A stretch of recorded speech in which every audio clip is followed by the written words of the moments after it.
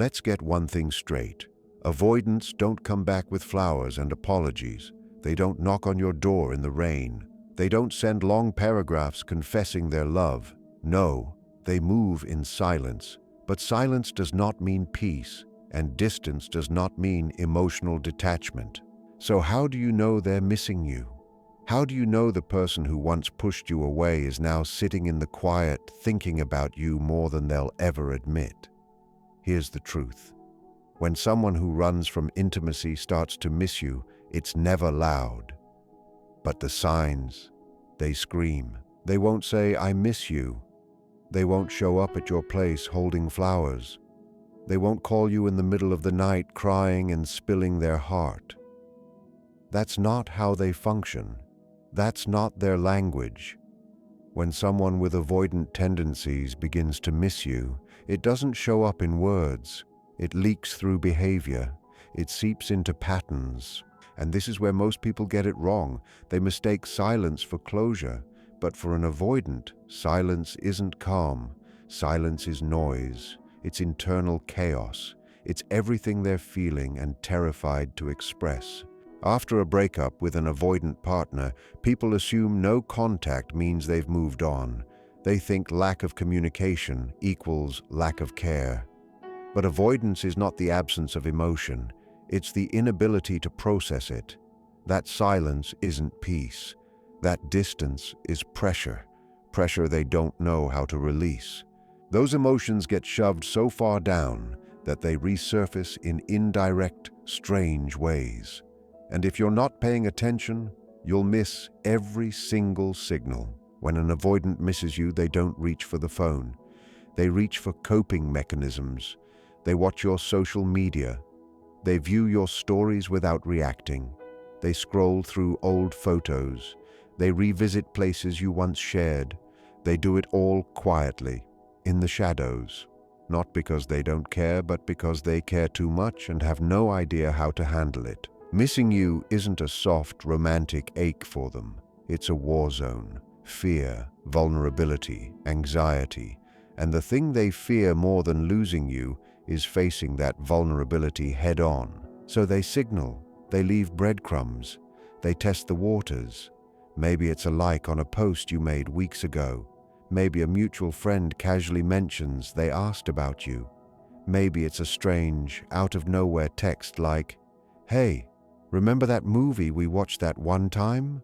That's not casual, that's deliberate. That's their version of screaming into the void. They want connection, but they can't tolerate the discomfort of asking for it directly. And let's be brutally honest, if you're not grounded, if you're still emotionally tied into their chaos, you'll take those crumbs and build a full meal. You'll see that story view and convince yourself they're coming back. You'll hear they mentioned your name and suddenly you're waiting by the phone. And then what happens? You get pulled right back into the cycle. You chase, you reach out, you make it easier for them. You try to decode signals they're too afraid to clarify. And every time you do that, you teach them that avoidance works. That silence earns them love. That detachment gets them attention. But their silence is not an invitation for you to dance. Their absence is not a reflection of your worth. Here's the core truth. Avoidants don't withdraw because you were too much. They withdraw because your love confronted something in them they didn't want to face. Maybe it was childhood wounds. Maybe it was fear of being seen. Maybe it was shame they never healed. Whatever it was, your presence activated it. And instead of working through it, they ran. So when they miss you, it isn't clean. It isn't healthy. It's messy, twisted, filled with regret. They don't know how to name their longing. They refuse to express it. But just because they don't say it doesn't mean it isn't real. You have to learn to read between the lines. You have to understand that silence has context. That silence can be packed with emotion. Often, the people who push you away the hardest are the ones who feel your absence the deepest. But don't confuse their quiet with strength. Don't assume they're fine just because they're silent. That quiet is screaming with everything they're emotionally frozen to process. And this matters. Their silence is not your responsibility to fix. You are not the interpreter of someone else's emotional immaturity. You are not the savior of someone who refuses to grow. Your job is to hear the silence and still choose yourself. You can sense their energy. You can feel the pull, the thoughts, the quiet grief beneath their behavior. But if they don't have the courage to step forward, if they don't have the emotional tools to communicate clearly, they don't get access to you. Emotional availability isn't watching stories, liking posts, or sending vague texts. It's showing up fully, honestly, directly, and if they can't do that, they're not ready for you. Here's the hardest truth. You don't chase clarity from someone who offers confusion. You don't beg for closure from someone who ran from connection. You don't leave the door cracked open for someone who knocked it off its hinges and called it love. Let them sit in their silence. Let them feel the absence they created. Let them miss you deeply. And let them do it alone. Because the moment you translate breadcrumbs into love, you betray yourself. You deserve real, you deserve presence. You deserve someone who doesn't make you read between the lines just to feel chosen. Someone who truly misses you won't make you guess. They won't make you decode. They'll show up, they'll speak, they'll do the hard thing and be vulnerable. Until that happens, the only response silence deserves is your own. That's power, that's growth, that's how cycles end. They never actually say it, do they? They don't send the 2 a.m. confession. They don't stand outside your window with music and signs. That's not their style. What they do is quieter, more passive and more calculated than people want to admit. They breadcrumb you. Tiny hits of attention tossed your way, just enough to see if you'll chase. This isn't confusion. It isn't accidental. It's controlled hope on their terms. They're hoping you'll bite, and if you're not careful, you will. Let's stop pretending breadcrumbing is harmless. It's not an innocent-like or casual message. It's emotional manipulation. It's someone who knows exactly what they're doing, giving you just enough to keep you close while never meeting your needs. When someone reacts to your story after weeks of ghosting, that's not random. That's not just checking in. That's keeping the emotional door cracked without ever stepping inside. Why do they do it? Because it works. Because once you've opened your heart, your brain is wired to hold on. You start hoping. You start searching for meaning. You tell yourself, maybe this time is different.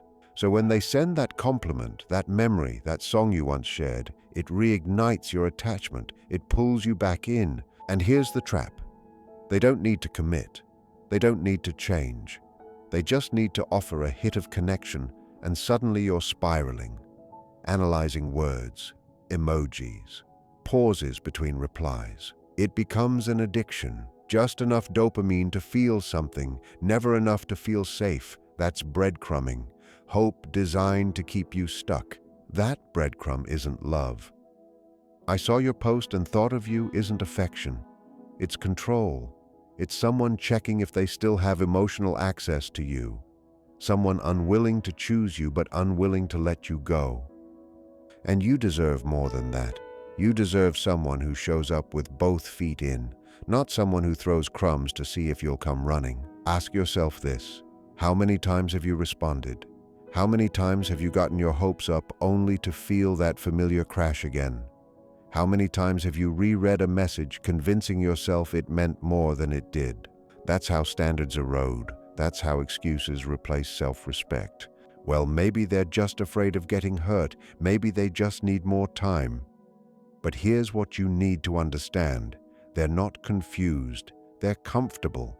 Comfortable knowing you're still emotionally available, even while they offer nothing real in return. And the moment you take that bait, the moment you respond, you teach them that breadcrumbs are enough.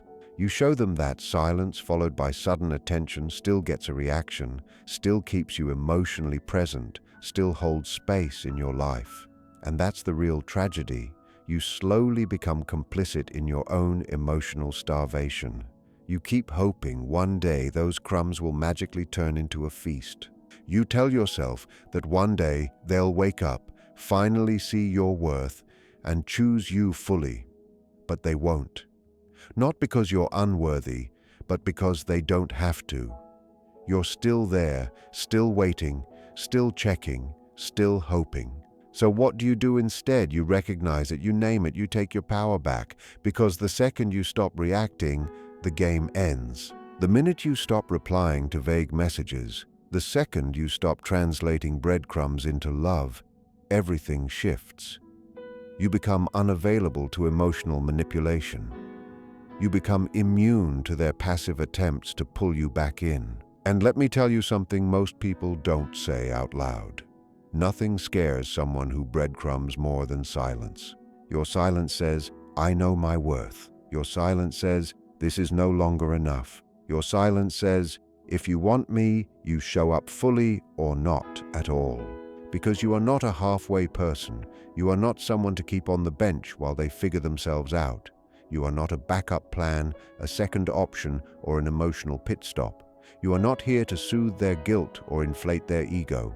You are here to be chosen completely. And until someone is ready to do that, they don't get access to you. Not a reply, not a text, not a second of your energy. And yes, it's going to hurt. Of course it will. You're human. You cared. You hoped. You believed. But every time you resist the urge to respond, every time you honor your boundary instead of breaking it, you grow stronger. You grow clearer. You start building a version of yourself that no longer settles for crumbs because you know you deserve the whole damn meal. Let them breadcrumb someone else. Let them play small with people who haven't done the work. But not with you.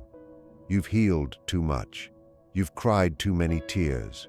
You've worked too hard to return to emotional bare minimums. You're done confusing breadcrumbs for love. You're done decoding mixed signals. You're done shrinking yourself just to feel wanted. The right person won't keep you guessing. The right person won't rely on games or subtle hints. They'll show up. They'll make it clear. They won't need breadcrumbs because they'll be standing right in front of you holding the whole damn loaf. And until that person arrives, you keep moving forward. You keep healing. You keep rising, because anything less than real is no longer worth your energy. Now let's talk about something that hits harder than most people want to admit. The avoidant didn't seem to care while you were falling apart. They didn't chase you when you pulled away. They didn't fight when you were breaking.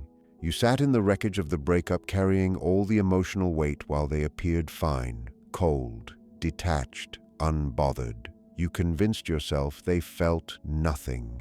But here's the truth no one tells you. What they feared most wasn't losing you. It was watching you move on without them. This is how it usually unfolds.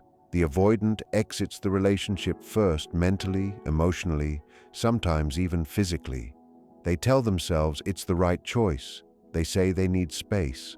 They claim they don't feel the same anymore. And you, the emotionally present one, are left shattered. You're left picking up the pieces. You grieve, you cry, you replay everything trying to understand what went wrong. You go through hell searching for clarity while they disappear. They withdraw, they go silent, and you start believing maybe you never mattered at all. But don't let that silence deceive you. Avoidants are experts at suppressing emotion. They don't process feelings the way you do. While you feel everything immediately, raw and overwhelming, they bury it. They avoid it. That's their survival strategy. So at first they really do look fine. They're out with friends, they're smiling online, they're posting like nothing happened, they seem unaffected. But beneath that calm surface, something is building. And it doesn't hit them right away. It hits later. It hits when something reminds them of what they lost. It hits when they realize you're no longer waiting, when you stop checking their page, when you stop reacting, when you post that picture where you're genuinely smiling again, not pretending, actually happy. That's when panic sets in. That's when reality crashes down. That's when they realize you were never the problem. As long as you were broken, as long as you were hurting, they still felt a sense of control. But once you start rising, once you remove their emotional access, that's when they feel it. That's when they understand how much you meant.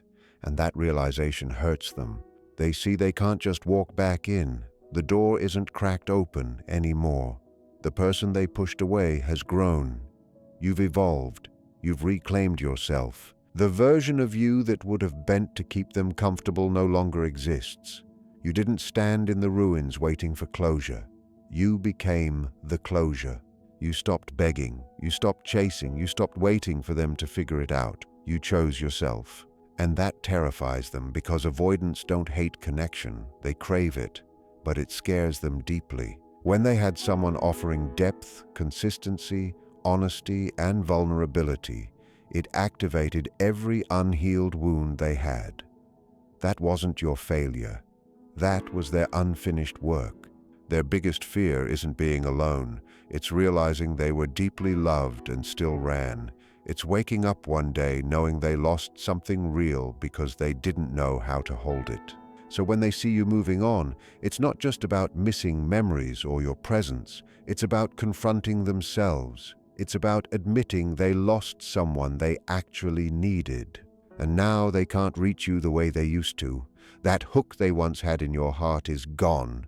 The version of you who waited for crumbs doesn't live here anymore. That's why they retreat further. That's why they go colder when you thrive. Your growth reflects their regret. Your healing mirrors their avoidance. But hear this clearly.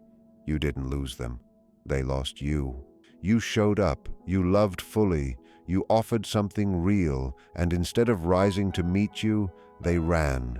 That's not your burden to carry. That's their fear to unpack.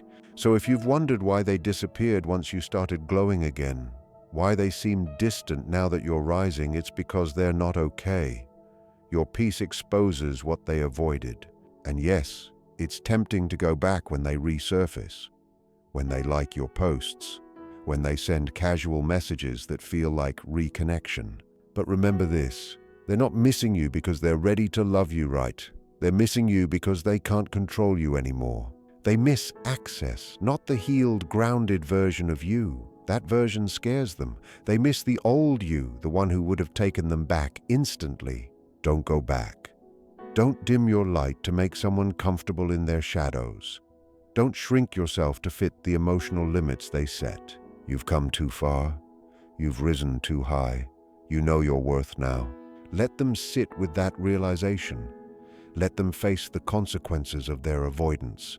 Let your growth be the lesson they never expected. Because nothing hits harder than watching the person you pushed away build a life you no longer get to be part of. And you keep going, you keep healing, you keep shining, you keep healing, because the love you were giving them was never wasted. That love belongs to you now. And that's a powerful thing. Just because someone regrets losing you does not mean they are right for you. Just because someone starts to miss you doesn't mean you're meant to turn around and go back. You have to stop making other people's emotional wake-up calls your responsibility to fix. Their missing you is not a cue to return. Their silence turning into digital breadcrumbs is not a sign from the universe. Their regret is not a green light to undo all the healing you fought for. If they had the chance to love you the right way and they didn't take it, why are you treating their regret like a redemption arc? Let's be brutally honest. They didn't choose you when it mattered. They didn't show up when you needed them. They weren't consistent. They weren't emotionally safe. And instead of working through their fears, they ran. They distanced themselves. They acted like you were the problem. They made you feel like your need for connection, reassurance, and depth was too much. So when they start missing you, when they realize they lost someone who genuinely cared, that regret belongs to them. That pain, that longing, that constant what if they now live with, that is not your weight to carry. You can't keep going back to people who made you question your worth just because they finally realized it. That isn't growth. That's repetition. And you don't need another round of emotional starvation. You don't need to teach the same lesson twice. When someone shows you they are not emotionally capable of holding the kind of love you offer, believe them. Believe their actions. Believe the chaos they left behind. Your memory may cling to the highlights, but your nervous system remembers the confusion. It remembers the emotional whiplash, the breadcrumbing, the longing, the silence. That was the experience they gave you. Now they miss you. That does not mean they're ready. That does not mean they've changed. That does not mean they suddenly learned how to love in a healthy way. It only means they finally noticed the void. the absence of your presence, the calm and safety that came from your energy. And now that it's gone, now that you're no longer emotionally available, they want to circle back. But you have to ask yourself something honestly. Are they drawn to you, or are they drawn to the feeling of being safe again without doing the work to earn it? Here's a hard truth most people avoid. People don't always miss you. They miss how you made them feel. They miss your light, your steadiness, your availability. But love is not about convenience. Love is about choice. And if they couldn't choose you when you were vulnerable, if they couldn't show up when you were offering your heart, they don't earn a second chance just because the consequences now feel uncomfortable. When they start showing signs they miss you, don't confuse that with transformation. Missing you isn't growth. Missing you isn't change. It's pain. And pain alone doesn't create change. Pain without accountability becomes a cycle. And you've already survived that cycle once. You don't need to repeat it. Stop telling yourself their regret is romantic. It isn't. It's delayed awareness. It's someone waking up too late to the value of what they had, and that timing is not your fault. That's on them. You have to stop rescuing people from their own consequences. You have to stop letting "I miss you" be enough to reopen doors. The version of you who once would have answered that knock doesn't exist anymore. You've grown, you've stretched, you've bled, you've cried quietly. You rebuilt yourself brick by brick while they were pretending nothing mattered. And now that you've risen, now that you've found your footing again, they want back in. See it for what it is, an invitation to return to a version of yourself you outgrew. You are not obligated to go back just because they finally feel your absence. Your healing journey is not theirs to interrupt. You don't owe them access. You don't owe them another chance to get it right. Growth means looking at the people who hurt you and choosing not to let them back in. Not out of bitterness, not out of anger, but because you love yourself too much to gamble with your peace again. Yes, it will be tempting. When that message comes, when they start reaching out, when they remind you of the good times, you'll want to believe it. You'll want to give them the benefit of the doubt. That's when you ground yourself. You remember what it cost you the first time. You remember the nights you lay awake wondering if you were enough. You remember the tears, the self-doubt, the emotional silence. You remember the version of you that begged to be seen, and you remember how long it took to rebuild the confidence they helped break. Their regret is not your emergency. Their missing you is not your responsibility to soothe. If they truly valued you, you wouldn't be hearing about it now. You would have felt it then. And the truth is this: if they couldn't choose you in your presence, they don't deserve access to you in your absence. Let them miss you. Let them sit with the pain they created. Let them wish they had done things differently. That isn't cruelty. That's consequence. And you keep moving forward. You keep rising. You keep investing in the version of yourself that no longer accepts emotional scraps. Because the real glow-up isn't revenge. It's choosing yourself after they realize they lost you. It's knowing you don't need their validation anymore. It's having the strength to hear "I miss you" and still say that's not enough. Because the only love that deserves your energy now is the kind that shows up when it matters, not only when it's convenient. They didn't leave because you were too much. They left because they were too limited. You need to hear that without sugarcoating it. You keep replaying moments in your head, wondering if you loved too deeply, showed up too consistently, cared too openly. You question yourself. Was I too emotional, too vulnerable, too available? No. You were simply more than they were prepared to receive. And instead of rising to meet you, they ran. This is what happens when emotional unavailability collides with real love. People panic. They shut down. They push it away. When someone is used to surface-level connections, shallow conversations, and low-risk attachment, depth feels overwhelming. Honesty feels threatening. Presence forces them to feel. And avoidant people don't want to feel. Feeling is messy. Feeling is unfamiliar. Feeling means losing control. So for someone who built their life around emotional walls, your love didn't feel safe. It felt dangerous. Not because it was wrong, but because it was real. Yet you keep blaming yourself. You think maybe if you had pulled back, maybe if you had been more chill, maybe if you played harder to get. Stop. You don't need to shrink to keep someone close. You don't need to dim your intensity just to be tolerated. You don't need to soften your truth for someone terrified of facing their own. You are not too much. You are exactly right for someone capable of receiving that energy. The problem was never your depth. The problem was that you handed your heart to someone who didn't know how to hold theirs. You gave clarity to someone who lived in chaos. You offered vulnerability to someone ruled by fear, and that scared them. Your love became a mirror, reflecting everything they hadn't healed. And that kind of reflection is confronting. It demands growth. So they left, not because of your value, but because of their wounds. Do not let their inability to stay make you doubt the worth of your love. Not everyone is built to handle consistency.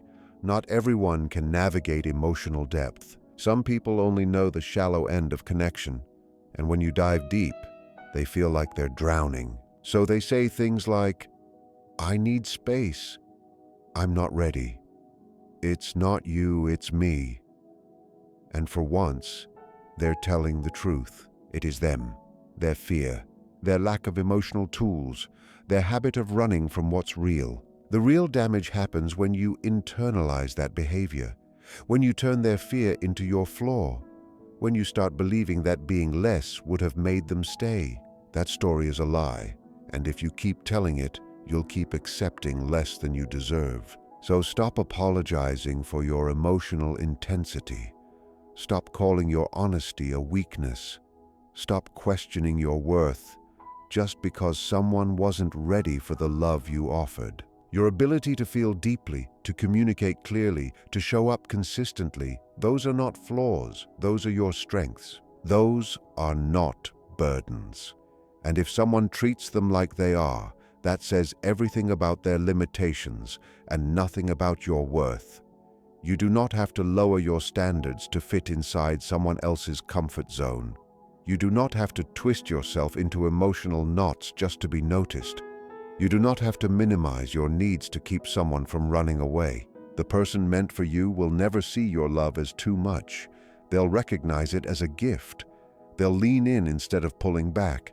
They'll meet you with the same honesty, vulnerability, and courage that you bring to the table, and they'll do it without making you beg. Real love doesn't retreat when things get real. It shows up. It does the work. It stays present when emotions get uncomfortable. And if someone couldn't do that, if they made loving them feel like a liability, then they were never prepared for the kind of relationship you're capable of creating. Here's the truth you need to hear clearly. You're not asking for too much. You're just asking the wrong person. You want honesty? Choose someone who values communication. You want depth? Pick someone who isn't afraid to go there. You want consistency? Choose someone who has done the work to heal their avoidant patterns. But stop trying to teach emotional maturity to someone who refuses to admit they lack it. You are allowed to want what you want. You are allowed to show up fully, love openly, and expect reciprocity. That is not weakness. That is strength. That level of courage is something most people never even attempt. And you did attempt it.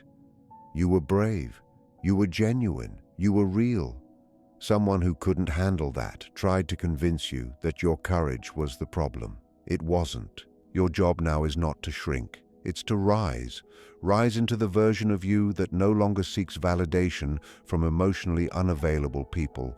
Rise into the confidence that knows your love is powerful, sacred, and meant for someone who values it. Rise above the need to prove yourself to people who were never ready to receive you in the first place. The moment you stop calling yourself too much is the moment you become free, and the person who made you feel like you were too intense, too loving, too emotional, they will one day look back and realize they lost something extraordinary. Not because you lacked anything, but because they were not big enough to hold what you brought into their life. And that realization right there is all the closure you will ever need. You don't need to clap back. You don't need to send one last message. You don't need to explain your silence or prove how much you've grown. The real power move is silence. It's success. It's self-respect. That's how you win. Not by making noise, not by trying to change them, not by begging someone who walked away to finally recognize your worth. You win by walking away and never looking back. You win by rising so high that they can't even reach the version of you they once had access to. At some point, you have to understand that giving them more of your energy, your attention, your reaction only feeds the same dynamic that hurt you in the first place.